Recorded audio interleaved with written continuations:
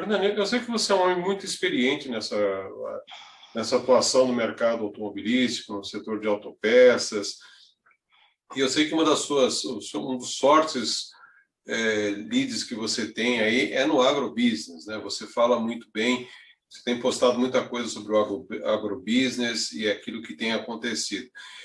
Mas eu queria que você me falasse um pouquinho mais desse desenvolvimento que você tem percebido no agrobusiness, assim, ou seja, aquilo que as aquilo que as montadoras têm feito e como é que elas têm tirado vantagem disso, né? Porque me parece que deu tudo certo para esse lado aí da história, né? Mais ou menos, né? Produção maior, necessidades aumentando, crise de um lado.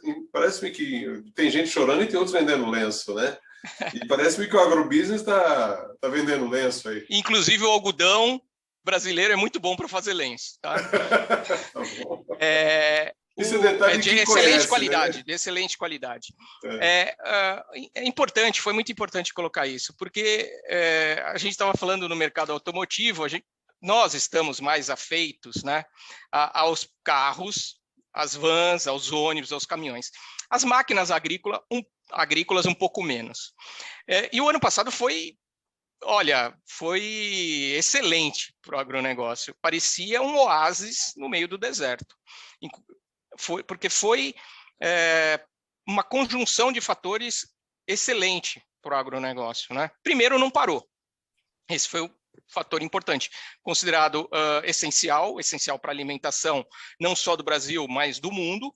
O agronegócio não parou nem aqui, nem na Europa, nem em lugar nenhum, então foi excelente.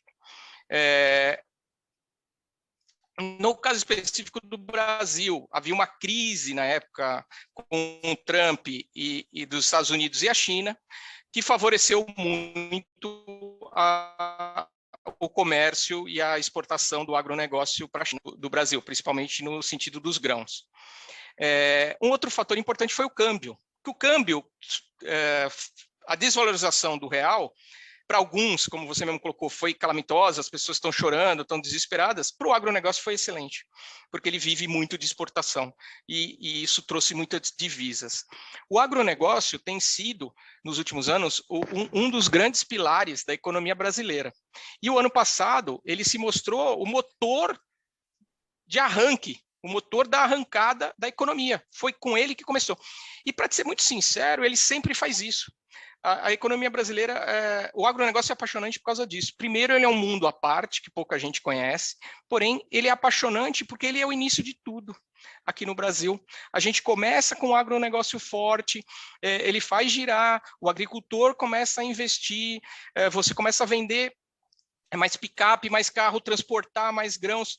Tanto que eu falei, o caminhão estava crescendo muito nos últimos anos, baseado no agronegócio. Então, ele faz girar a indústria de caminhões, você faz girar a economia, né? Porque você começa a contratar e gerar mais salário, renda, e aí você começa a girar a indústria e depois serviços. E é natural isso.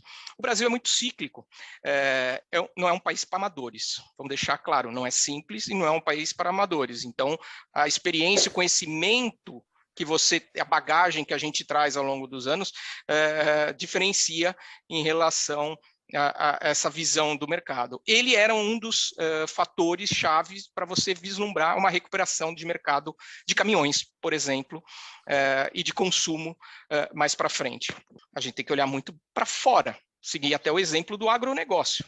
O agronegócio olha para fora. Por isso que eu gosto muito de um lado, né, por ser o dia a dia da gente, da cidade, mas o campo, ele dá muita lição, né?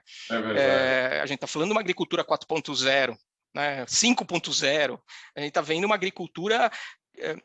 não sei se todo mundo está acostumado com isso, mas tem algumas colhedoras de grãos que parecem espaçonáveis, né? E no agronegócio, a gente está vendo uma expansão maravilhosa da agricultura 4.0, da automação, da internet das coisas, do banco de dados, porque a agricultura brasileira ela principalmente com a atuação muito forte, não só das montadoras e dos agricultores, das grandes fazendas, como todo mundo fala, mas a Embrapa faz um trabalho interessantíssimo. A nossa agricultura é de ponta, a gente tem inovações aqui no agronegócio que não tem em nenhum outro país do mundo. Nenhum outro país do mundo consegue ter 2, 3 safras.